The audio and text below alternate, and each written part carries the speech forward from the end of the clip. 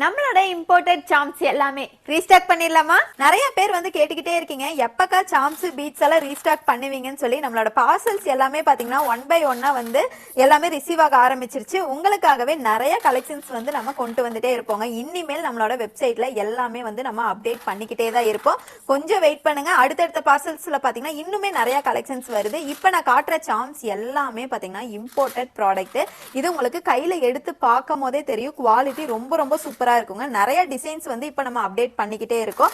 ஏகப்பட்ட டிசைன்ஸ் நம்ம கிட்ட அவைலபிளா இருக்குங்க. நம்மளோட பீட்ஸ் சாம்ஸ் எல்லாமே பாத்தீங்கன்னா இன்னையில இருந்து நம்ம வெப்சைட்ல நிறைய கலெக்ஷன்ஸ் வந்து அப்டேட் பண்ண ஆரம்பிச்சிருவாங்க.